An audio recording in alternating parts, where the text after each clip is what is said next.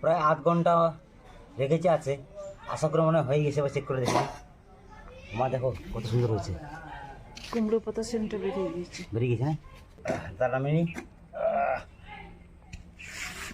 মা এই দেখো ফুল রেডি। হালকা একটু মনে হয় ঝোলটা বেরিয়েছে, লকটা ঠিকঠাক করতে পারে না, কিন্তু এটা তো বার করা মুশকিল। দেখে নি